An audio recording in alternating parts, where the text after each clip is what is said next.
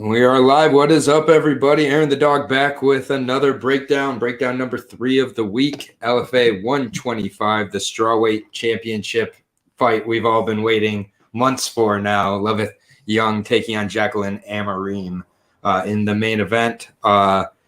So had a couple cancellations. I just informed you of the Jimmy Lawson pullout by his opponent. Definitely, I think probably one we were both looking forward to taking advantage of at the price it was at. So a little bit disappointing. It was Carlos Escamilla not able to make the fight. That's all Jimmy Lawson said on his Instagram. He said his opponent pulled out. But besides that news, how you doing, Lucky?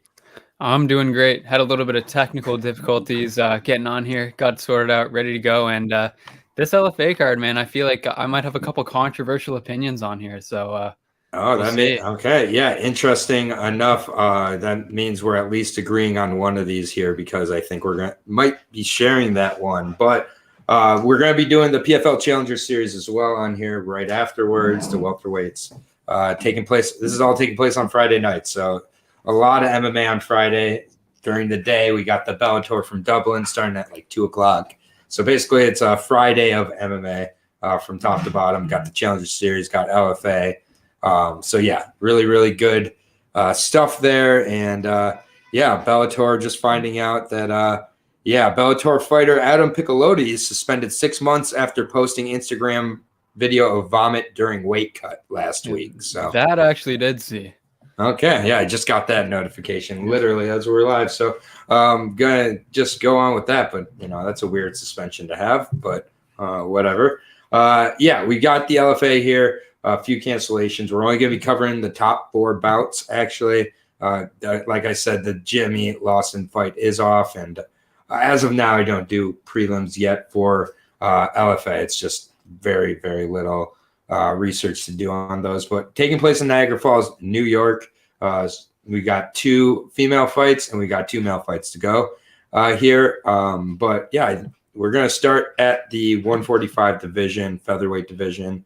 LFA staple in Michael Stack at this point. Seems like he's been in LFA for a little bit now. But still been pretty successful for the most part when he hasn't faced Kyogregorio. So no real shame there. But taking on Kyogregorio here, 7-3 Brazilian.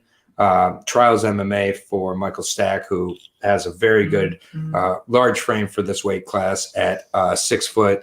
Good frame all together. And shout out to Loveth Young for just mentioning this breakdown on her story. So that's pretty cool. That just happened. But now both fighters in the main event have mentioned this breakdown on their story. Jaqueline was actually first this morning, but a little bit of extra information that doesn't matter. Kyogregorio, though, 7-3 for the Brazilian. Was able to find some of his tape, fortunately. Has won his last 2. But he hasn't fought since 2019. That's definitely an issue. Fought with Brave there. For the most part, other than Felipe Colares and Diego Barbosa, who we both lost to, haven't recognized a ton of these guys. He does have a majority win with Jungle Fights over Fabricio Martins. I was able to find that. It was a very competitive fight. And, it was 4 or 5 years ago. He's been off for nearly 3 years now. 2.5 years to be more precise, but very good grappler for the most part. The hands definitely are what I think, or what I'm hoping he's been working on, but he's also facing a guy in Michael Stack, who I just think Michael Stack is he's decent. I think he's maybe got a ceiling of like a Dakota Bush or so. So maybe he gets into UFC or a Bellator and has mild success, but I'm not just super sold on him at this point, to be honest with you. I think he cuts a lot of weight. I think he really drains himself getting down to the 145 division. So I don't know. Like, I haven't seen that performance yet on Michael Stack that really makes me sold on him as this kind of prospect we've been kind of build from LFA from the beginning. He's definitely had some good matchups, I think, also to make him look a little bit better, and there's nothing wrong with that. But he's fighting out of Colorado, so he's definitely got the elevation there. He talks about how that move has really helped him. He's won his last 2, but it's against guys like Jordan Mappa, who, Jordan Mappa is just not that great. Looked like a bantamweight in there, honestly, too. And then Jackson Fiolo, again, he got the decision, but didn't really impress me too much. Honestly, this is one that when I look at the price, I'm tempted to go with Kyo just out of the price. But I just don't know. I think that Kyo's been off for a couple of years. Michael Stack definitely has more rhythm. He's going to have a huge frame advantage overall. I think he's going to kind of be able to lean and exhaust him. I'm expecting another just kind of not impressive decision out of him. I get he got that knockout over Mappa, but again, Mappa had success in that fight too, especially in the first round. So, I don't know what we're going to see out of Kyo, but I can't back him here, but I'm definitely not betting Michael Stack. I'll take Michael Stack by decision, but definitely not sold on him.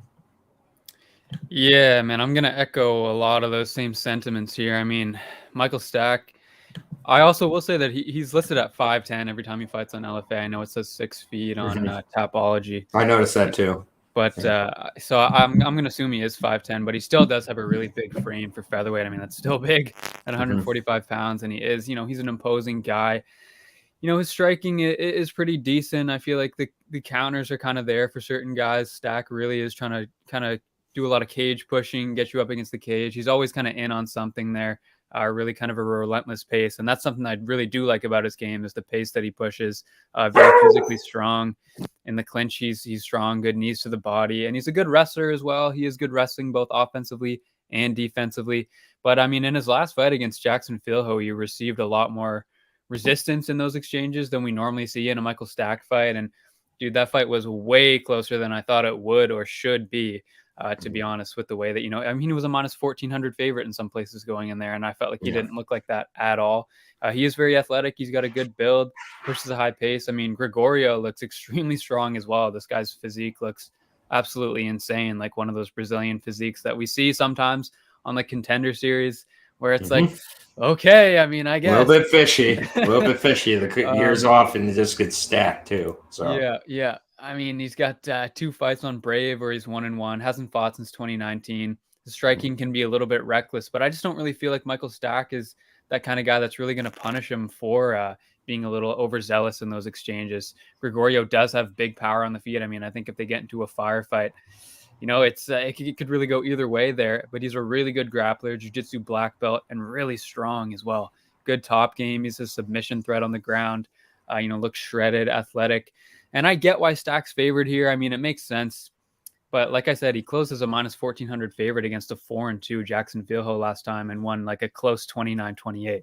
Doesn't look anywhere close to that number. And if you look at the guys he's fought before that, I mean, he hasn't really fought anyone that good outside of Kai Kamaka, in my opinion.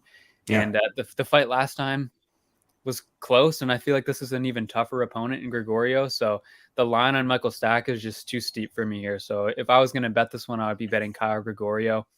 And I mean, I guess I'll tentatively lean that way just because of the price. But I'm not anxious to back Michael Stack at the number in the spot.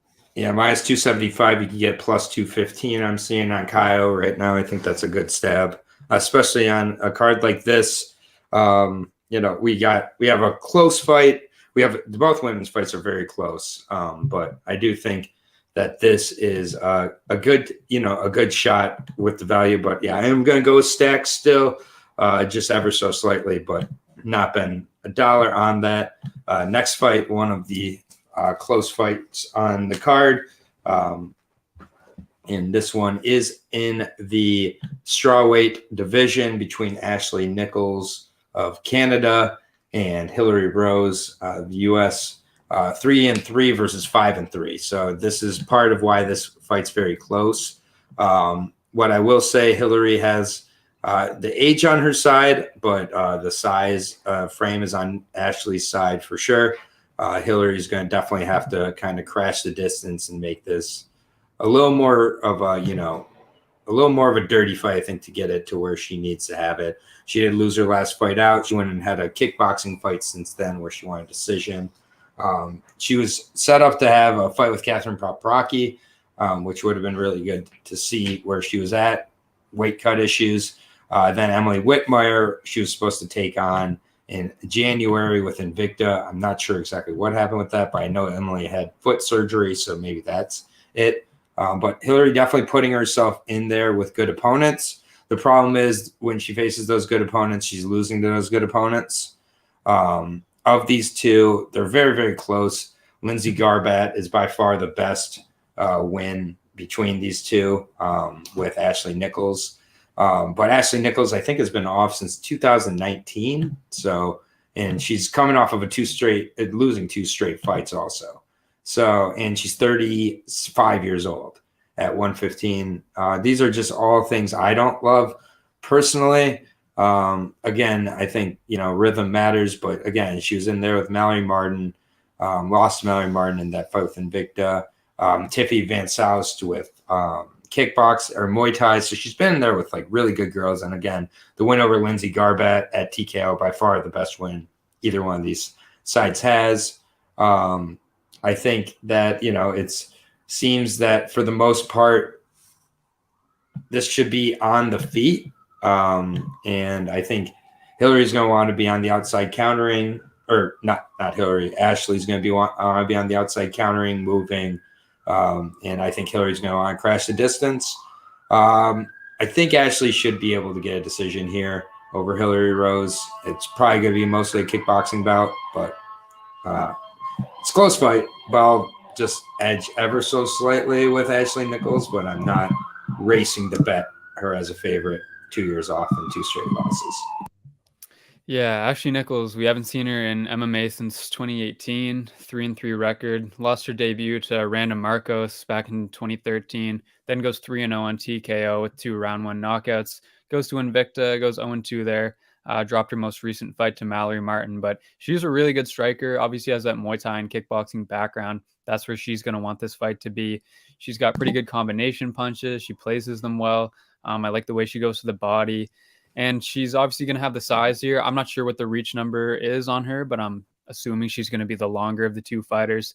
Her kicks are really hard, and she was able to rock Mallory Martin. She dropped her with a right cross early in their fight, and she was in there with the UFC fighter and was the better striker in that one. It wasn't the striking that lost her that fight. Right. She seems decently tall, pretty strong in the clinch. I mean, up against the cage, she looks pretty solid. In the center of the cage, it looks like it's a little bit more difficult for her to defend the takedowns just because she does kind of have that Muay Thai style, a little bit upright, a little bit flat-footed at times. I don't really rate her ground game super high. I think that, if her shoulders are going to hit the mat here, she's going to be in a bit of trouble. And normally when she does get into trouble, it is because of the grappling. I know, Mallory Martin, Randa Marcos, Sharon Jacobson, won a very wrestling heavy decision over her. And she's coming back to the cage at age 35 after a pretty long layoff against Hillary Rose here. Hillary Rose is, a staple of women's MMA in the Northeast. We've seen her on all the shows up here, CES, CFFC. She's got an 80% finish rate, and she was defeated by Cheyenne Blismus when she was 4-1 on the Dana White's Contender Series. Picked herself back up in CFFC, then fights for the title, gets finished by Elise Reed, who also is in the UFC now. Follows that up with a kickboxing victory, had those 2 bouts canceled after that. I think she's definitely among kind of the better regional strawweights at the moment, especially in the Northeast. I am a little bit worried about the stand-up with her. I think that Nichols is going to be able to land down the middle. Normally Rose is able to get inside and land combinations, and she kind of struggles to do that against the better strikers. So I think it is going to be a little tougher here against Ashley. Elise Reed gave her some problems on the feet. Cheyenne Blismus gave her some problems on the feet. And, Nichols fought UFC fighter Mallory Martin and was the better striker in that match. I think that Rose is going to need to be very mindful of the distance on the feet. She's a pretty good grappler. She's a solid jiu-jitsu game. I think that she'll be the better fighter on the ground. I think she'll be, marginally the better wrestler as well. I can see her shooting a lot of takedowns and getting stuffed a fair amount, but I think she'll actually be able to get some of them in some of the more important moments. I think she's also very quick on the feet, and I think that speed is going to be important against an older opponent. So I'm going to slightly lean towards the dog and Rose here.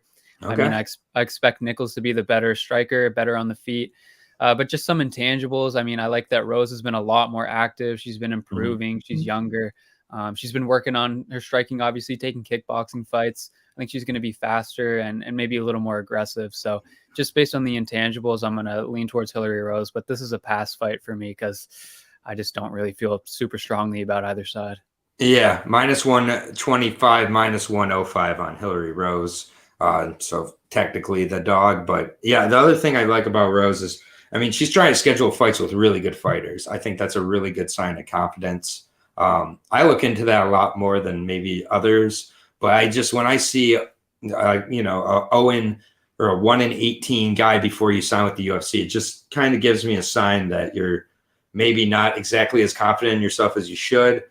Sneakers coming in saying Ashley Nichols, she's the better boxer. Well, it is an MMA fight. So, but the boxing match is locked up for Ashley, and I picked Ashley. So, but I think it's a close fight for sure. And yeah, I do think that the X factors are definitely with Hillary in this fight if we had to point one out. So, should be a good one. I think all four of the fights we are left with are going to be really competitive or interesting. The reason I say interesting is this next fight, to be honest with you. I don't see this next fight being very competitive between Solomon Renfro and Adam Fugit.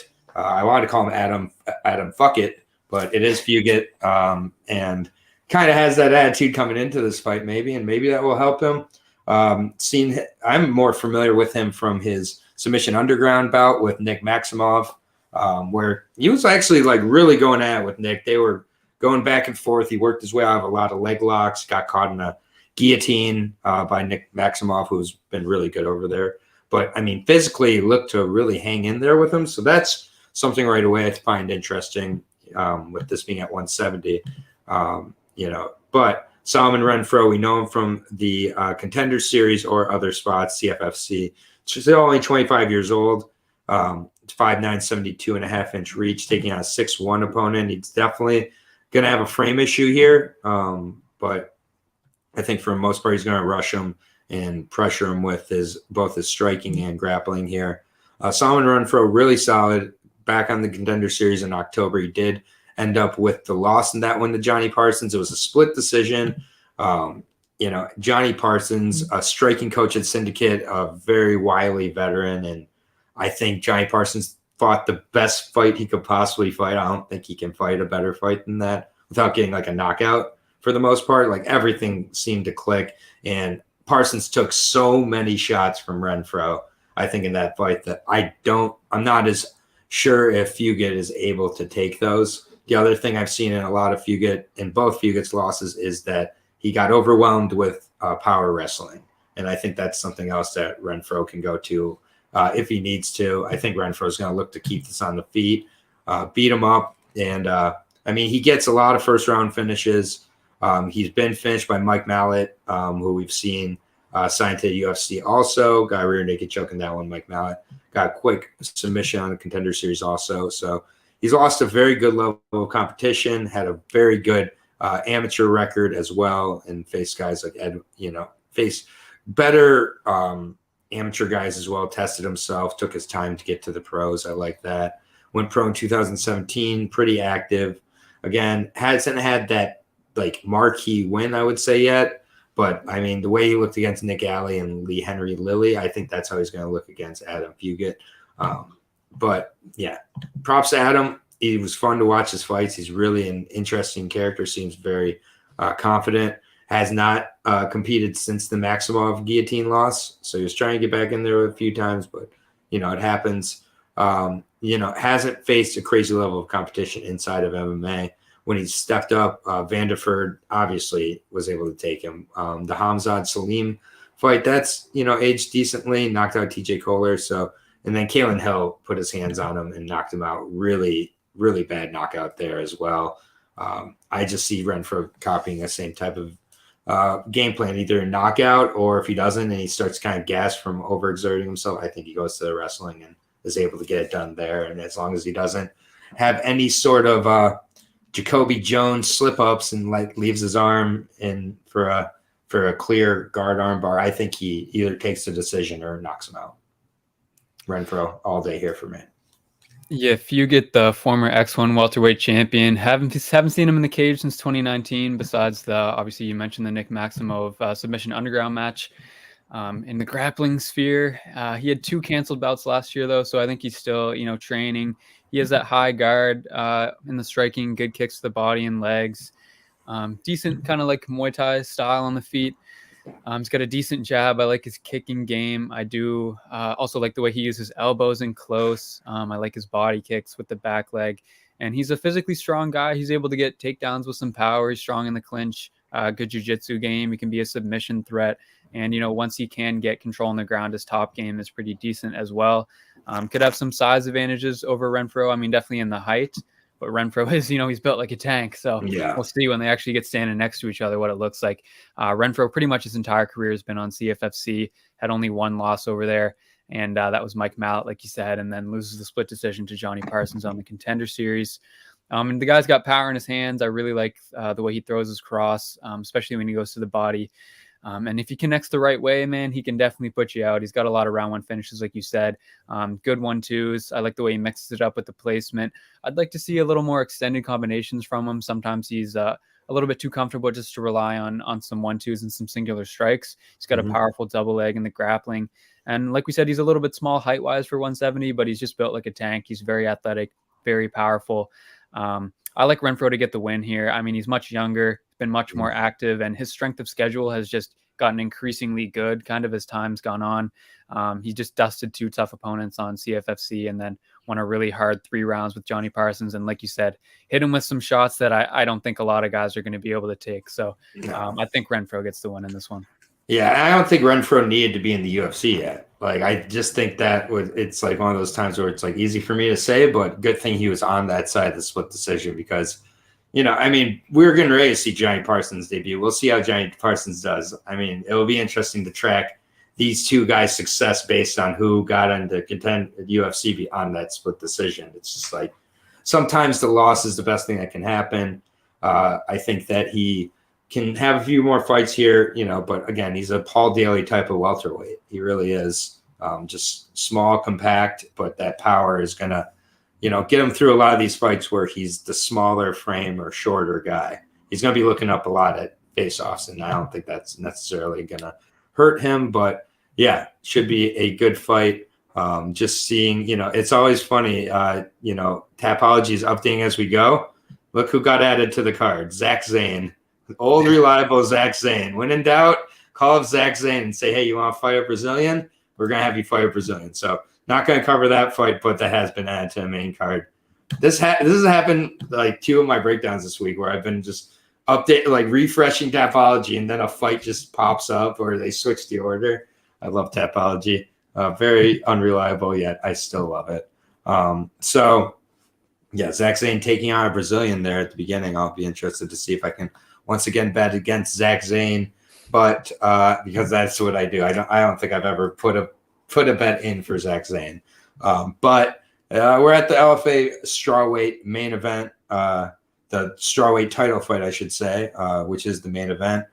This is a title that definitely has huge implications for moving to the next level. Every LFA strawweight female champ, or just strawweight champion, I should say, that's redundant, has moved on to UFC, whether it's been Vanessa Demopoulos, Lupita Godinez, Paparaki. Was she the strawweight champion, or am I? Maybe not. But I don't think so. I don't think she was. No, she was 125. But either way, they all have moved on, and I don't think that this is going to be an exception here. I think this is a really, really good fight. This is like the Terrence McKinney for us Ziam fight I was talking about yesterday. I've gone back and forth on this. I've picked both fighters at different points. I really have. Full disclosure, I am a huge Nigerian Terminator fan. I just think she's so fun to watch. And even though she's 32 years old, 32 and a half now, I just think that physically she has advantages in this division that very few at any level do have. So 3-1-1 for Loveth Young, the Nigerian Terminator here. She's going to come in great shape. That is never going to be a doubt for me. So she's a little bit smaller, but again, strawweight. So, but 5'2", 63.5-inch reach, fighting on Gomez Jiu-Jitsu. She's won her last 2 in a row. She looked very good in those, beating Rena Norville looked really good. And I get it. Norville had never fought before, but she went in there and just dispatched her. Same with Kelly D'Angelo. I get Kelly D'Angelo 4-3, but so usually someone who can kind of stretch things out to decisions, make people work a little more. Had to win over Cynthia Arceo as well, and then had a close decision loss to Vanessa Demopoulos. So she's tested herself throughout her career. It's kind of funny. Her first 2 fights were harder than her last 2, which is a little interesting. But yeah, she comes forward, pressures, really good boxer, underrated, I think, on the ground as well. But definitely this spot in her game that she's not going to be testing in this one against Jaqueline Amorim. She is going to avoid the ground like the plague. Jaqueline is an incredible Brazilian Jiu-Jitsu practitioner, though, really, really high level, and has decent takedowns to get to her Jiu-Jitsu. So it's not this question I have with a lot of the Jiu-Jitsu players where I'm like, how is she going to get there? I do think that against Loveth Young, it's going to be a pretty tall task to try to get her to the ground, though. Not only is she really solid physically, but from a tactical standpoint, Loveth Young is tough. Also on the feet, she has such an advantage. But Jaqueline, again, 4 straight wins for her as a pro here. 26 years old. She's a younger fighter here. It's kind of which realm this fight's fought in. I think if she gets this to the ground, she's gonna be able to really threaten with some submissions. I'm just not sure she's able to get it there. I get she's coming off that knockout of 1-0 Megan Owen, but that's my other issue is she's faced 0-0, 2-4, 0-0, and 1-0. And Taisha Gandhi looked really, really bad in there. Honestly, Megan Owen didn't look great either. This feels like it's Jaqueline's first legitimate test as an MMA athlete. And for it to be someone of the level of Loveth Young, I can't doubt Loveth Young here. I got to go with Loveth. I think that the physical tools are going to help her keep this on the feet. And I think possible knockout I honestly see a knockout here. This is a 5-round fight. It's a championship fight. I just don't see her being able to avoid it, but maybe she starts to figure out how to get this to the ground and grinds it out. Or even, Jaqueline could definitely get a submission against anybody, but I'm going to take Loveth based on the level of competition and just based on how these two match up. It's a really good fight, though. Yeah, man. Let me just say to start it off, what a great fight. Both of these women have 100% finish rate. This should definitely be a banger of a fight. This is definitely one of the best strawweight showcases on the regional circuit at the moment, if not the best. Jaqueline Amorim, amazing jiu-jitsu practitioner. She's won many tournaments, placed in many tournaments. I don't have the list in front of me, but trust me, there's a long list. She's also a coach. She's also a coach. Jiu-jitsu coach. Very, very accomplished jiu-jitsu player.